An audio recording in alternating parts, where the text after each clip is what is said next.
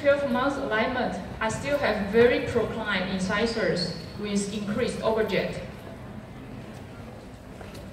Another 7 months, still very proclined. Then I decided to rebound the brackets from canine to canine. Then you can see the change in 1 month. So here is another case from Dr. Peace. You can see he flipped the brackets on upper incisors. And the position of upper cuspid would be on the occlusal surface of the pad should be a little bit gingival to the contact point so that you are going to have canine guidance after you align the teeth. The archwire slot is a little bit gingival to contact point. And then you can see the visual wedge.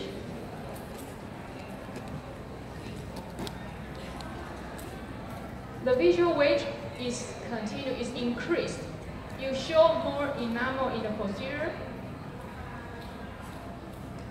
Sorry, we show no more enamel in the anterior compared to posterior.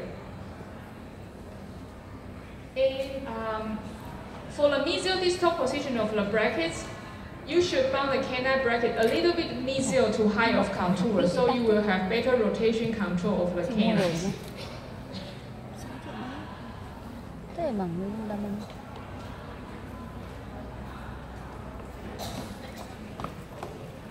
For lower brackets, usually the premolar to molar is a little bit below contact point.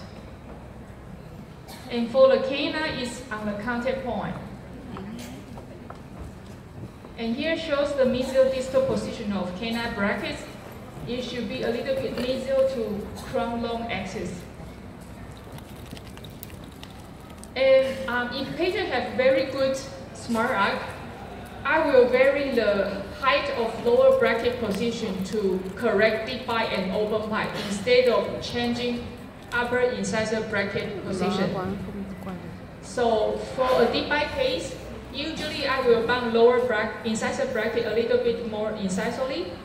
And for open bite case, because we want to close the open bite, so I would like to bound lower incisor bracket a little bit more gingivally.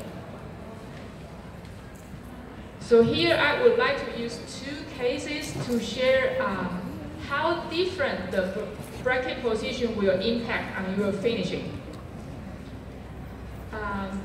This patient, he came to see me when he was around 40.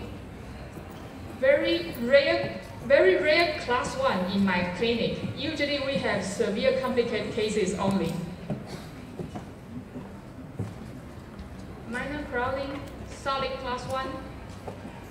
But you can see this was back to 2008. So my bracket position is a little bit more incisally. It's very like when I bound my conventional brackets. 10 months after alignment and leveling, you can see I still have open bite and the smart arc is flat.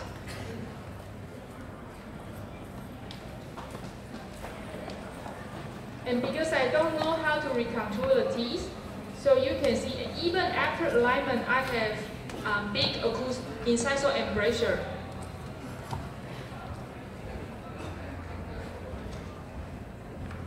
"17 months into progress, you can see I still have open bite on canine region.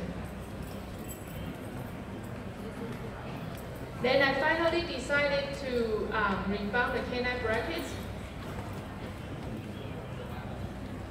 But actually, if you look at the picture carefully, I should have rebound the 4 incisors on the top, and also lower left canine, because you can see I have a little bit canting on lower occlusal plaque.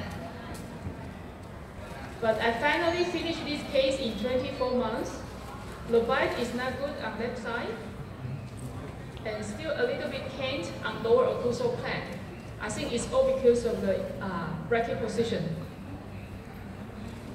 But luckily, this patient's mom, she trusts me a lot, so she brings the younger brother to me. You can see they have very similar crowding, class 1, good profile. Then you can see this time, my bonding position is much, much deeper compared to the older brother. And this mom is very interesting. She came to me and asked, why these two brothers, they have so different bracket position? And I told the mom, because it was back to 2010, we just launched Damon Q. And I said, oh, because the older brother, he is using the D3MX, so it's older bracket. But for the new system, we invented new bonding position. But you can see the bite settled something very, very good without any elastics, just by bonding position.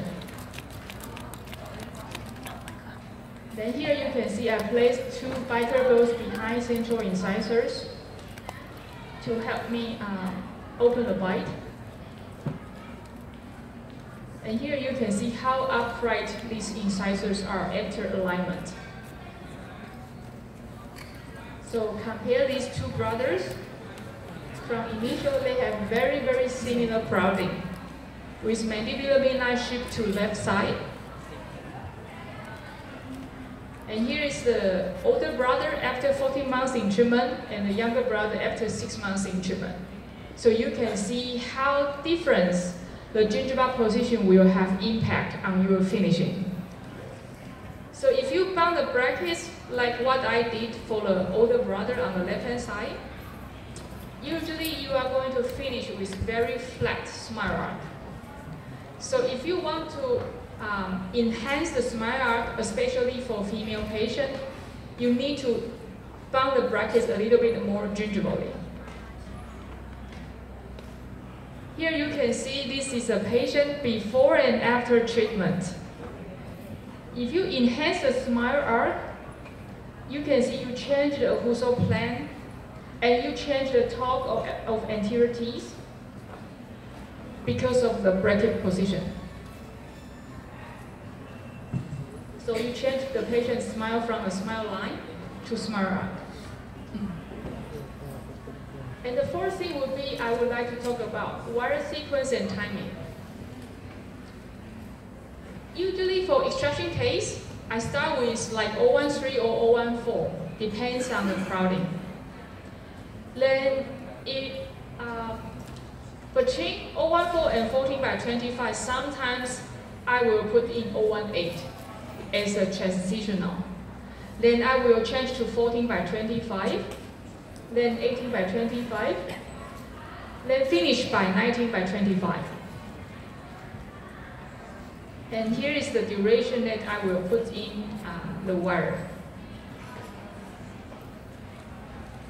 Here's the wire sequencing for severe crowding case and you don't want to extract. Usually I start with 013, then change to 018. You need to be very careful for this kind of case. If you change to rectangular wire too fast, usually you are going to procline too much. So use round wire for a longer time. And here is the duration of the wire. When I put in the, I have to say, here is the sequence I changed the wire and the duration. Here is two arch wire. Inside is the wire which I just pull out from some patient's mouth. So you can tell even with Damon brackets, we don't have upper and lower arch form, but every patient, they develop different arch form. And here I would like to share a very important concept that where to place the arch wire is also very important. This will help you to correct the midline discrepancy. Let's say this case, the patient's upper midline is on, and you can see the lower midline shift to patient's left-hand side. And this is actually an extraction case. But after we align and we change to 14/25, you can see lower midline is still off. Why? Here is the study by Dr. Hisham Badawi. You can see if you have a shifted arch wire, the force delivered to the teeth is different. So if you look at this patient very carefully, and when I draw a line, the yellow line is the skeletal midline of this patient. And the blue line would be the dental midline of this patient. So if you place the wire into skeletal midline, you can see the wire on the left-hand side is helping you to upright and change the torque, which will help you to skew the arch. But if you place the midpoint of the wire into the dental midline, you are going to still have dental midline off till the end of treatment. So you need to be very, very careful if you want to do camouflage treatment. If you want to correct the midline discrepancy, make sure you fit the midpoint of the wire to patient's facial and skeletal midline instead of dental midline. Last thing I would like to talk about biterable and early lateral elastic together. Here is a case that I use biterable to open, Here's a case I use biterable to open 120% deep bite in 4 months. Why do we need to use biterable? The first thing would be we need to unlock the malocclusion. My mentor, Dr. Christian, ever told us that the most stable occlusion in the world would be the malocclusion. So if you want to correct the malocclusion, you need to unlock the occlusion first. So we disarticulate the arches with biterables, either with posterior biterable or with anterior biterable. And the second thing, why we need to disarticulate? First thing, we want to protect the enamel from fracture wearing.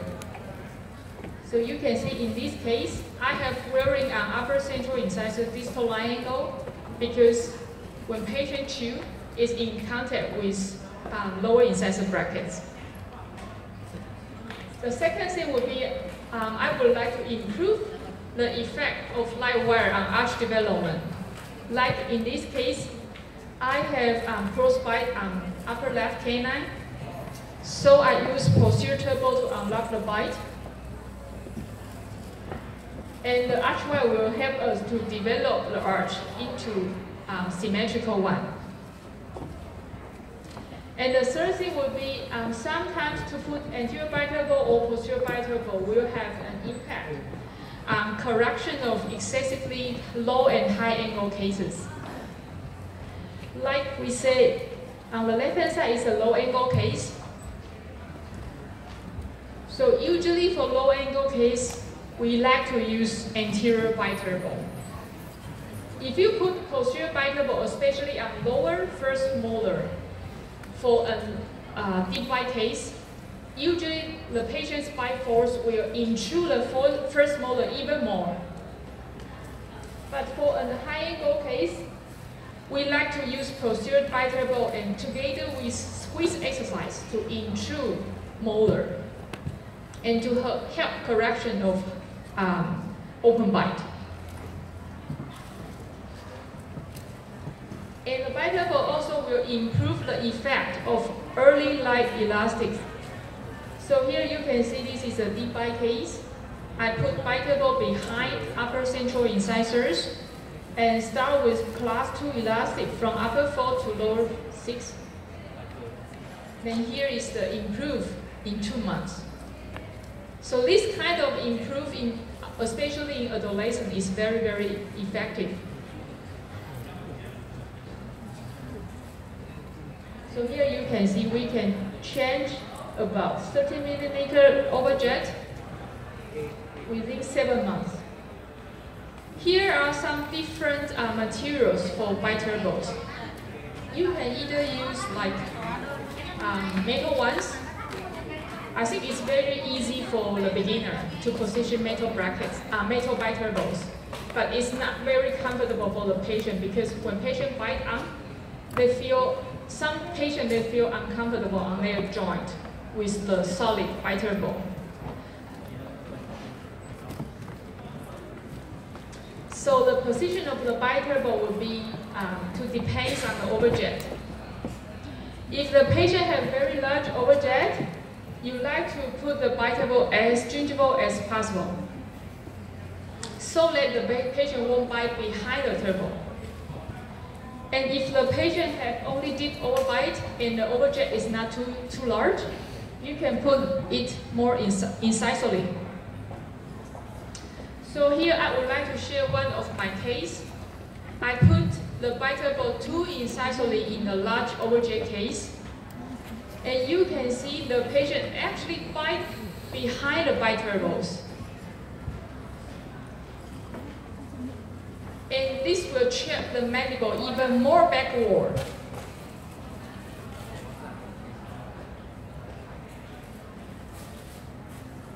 So here like this, with the patient with increased overjet, sometimes you can try to tripod your biter balls.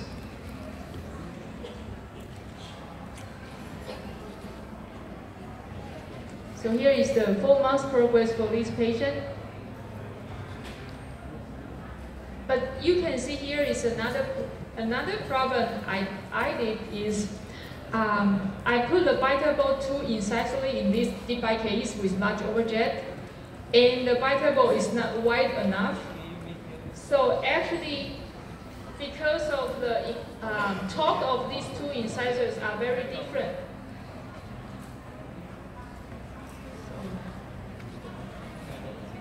I got trouble with this.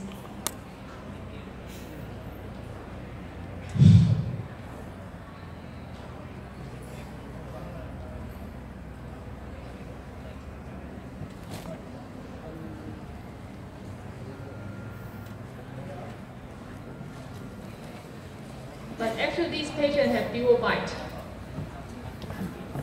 So how to solve this problem?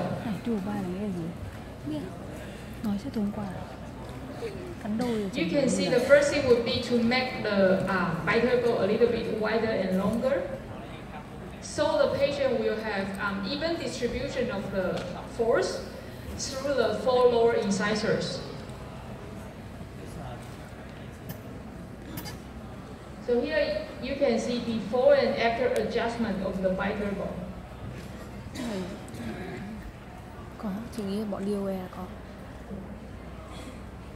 Another thing is, why do I have the discrepancy of the incisor age? I think it's because I didn't recontour the enamel before I found the brackets. So material of biter ball, I think any material softer than enamel would be good for biter ball. So here is the material I like to use the most is OptiBand Ultra. The reason I like to use it is it's very easy to manipulate and it's fluid.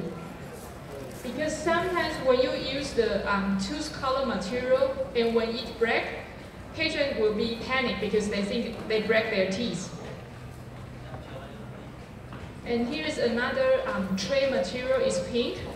This is also very soft. Patient feel very comfortable with this material. And the position of the biter ball depends on the overjet.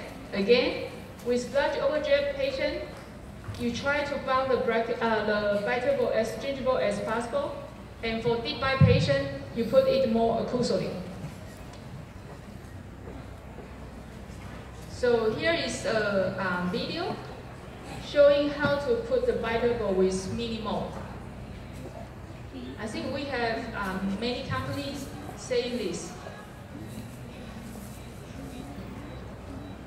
Excuse me, can we adjust the exposure?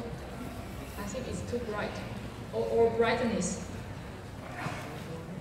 Xin điều chỉnh cho bớt sáng một chút. Nghe tên quen quen, Thái Hùng.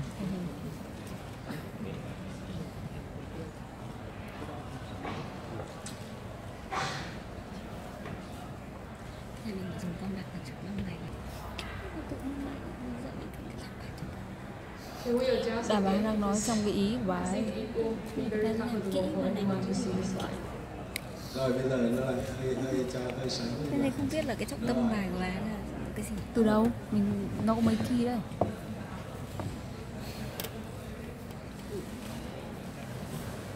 Okay, here's another way to do biterbo, which I do this every day in my clinic. So initially you make a base.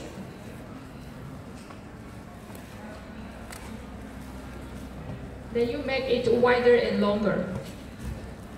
You can see the reason I like to use this is because the head of the syringe is quite big, and the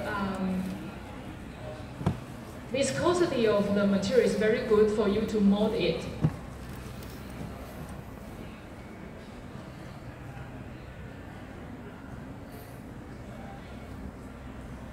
And usually I would like to use a brush immersed with solo bonding agent to mold the biterbo.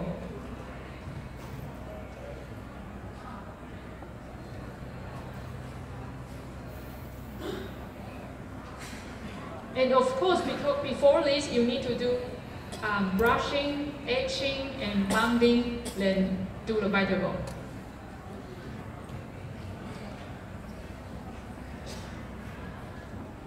So here is how the biterbo looks like. And here is the material I use.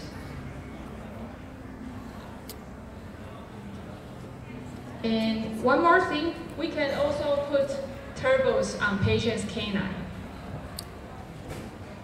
Why we need to put biterbo on patient's canine? Like for this kind of case, patient has deep bite and patient complain about TM joint disorder. She doesn't feel very good because the mandible has been locked behind the very retroclined incisors. So with this kind of very retroclined incisors, if you put biterbo on central incisors, sometimes patient cannot bite on the turbo because the inclination of the upper incisors are too retroclined. So in this kind of case, usually I start with canine turbos. So this is how we set up the case. You can see we open the bite with canine turbos, and we start with elastic from upper canine to lower second premolar. And for this patient, the reason I didn't bump her upper right first premolar is because that is an implant. And here is the progress after 3 months. You can see the bite has been opened and the premolars has been extruded to label the curve of speed.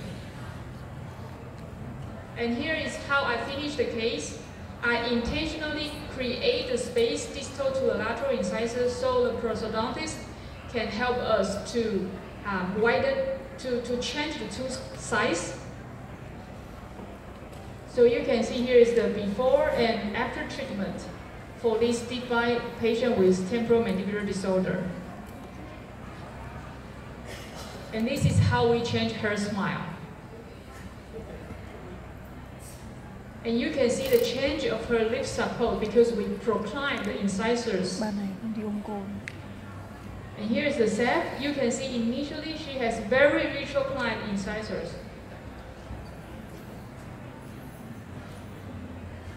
And this is after treatment. You can see I intentionally leave some overjet because the prosthodontist will renew all the crowns into correct inclination. So here I would like to talk about the biturbos for the biomechanics of biturbos. If you have very retroclined upper incisors, and if you put biturbo on a very retroclined incisor, you can see you are going to open the bite too much posteriorly. And what will happen is your patient is going to have posterior tongue thrust, which is very, very common for class 2 patients. Most of your class 2 patients, if they have Sunday bite, which means they like to posture their mandible forward, which make their profile look better. Usually they are positioning their tongue on top of the lower molars. So if you open the posterior bite too much, this is not good for class 2 correction because this will make it very hard to extrude lower molars. So if you want to open the posterior bite, do not open the 1.5 millimeter posteriorly, which will help patient to chew better. And here you can see, if we have very retroclined incisors, and when we put the turbo, because the force to the biturbo transmitted by occlusal force, and this force goes distal to the central resistance, which will make the retroclined incisors more retroclined. So that's another reason why I like to put canine turbos on very retroclined incisors. And for the patient with normal inclination of upper incisors, when you put biturbo on, usually the force will go mesial or anteriorly to the central resistance, which will help you to upright and intrude the incisor. So for very retroclined incisor, the solution would be sometimes you can do staging approach. Like in this case, I use 2x4, procline the incisor and increase the overjet. Then I use anterior biturbo on central incisors. Or you can start with canine turbos. So here will be the elastic sequence for class 2 case. Usually we can start with canine turbo and use 2 ounce elastic from upper 4 to lower 6, or either upper canine to lower 5. Then you can change to reverse V elastics, then class 2 elastic.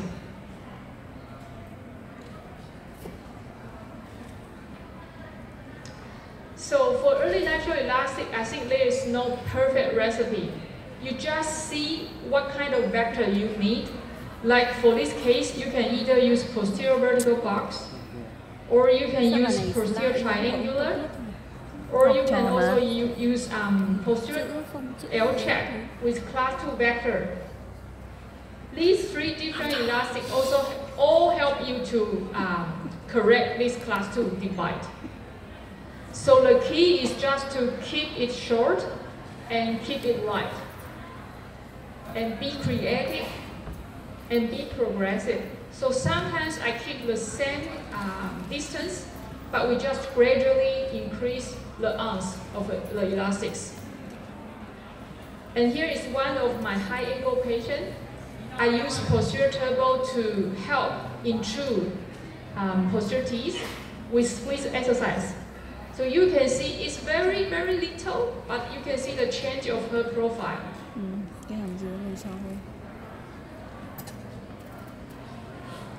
And here you can see I use posterior biturbo.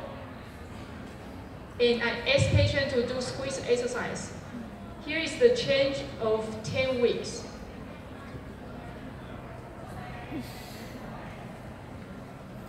So this is how we do the squeeze exercise.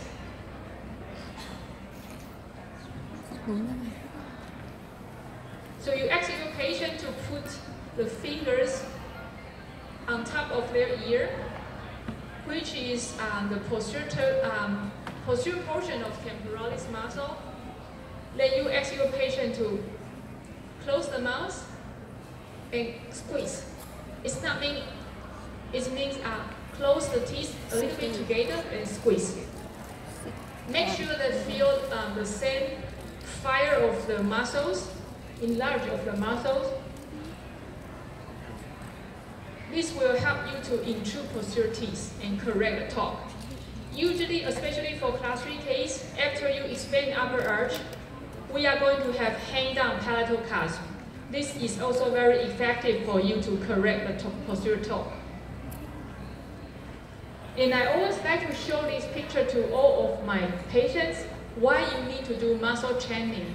You can see the difference of the size of the dolichofacial patient and brachyfacial patient. How big difference between their size of the temporalis muscle.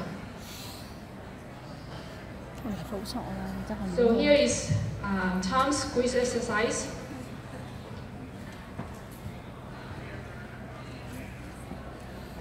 So as a conclusion for biturbos, on deep bite patient, you put as anterior as possible to help you to open the bite and to erupt or to extrude posterior teeth.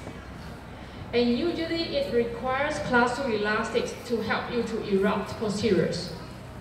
And for open bite patient, you put the biteable as posterior as possible. And it always requires muscle training to help you to intrude the molar. So here I would like to share a case of class 3 open bite. I would like to share how I manage a case carefully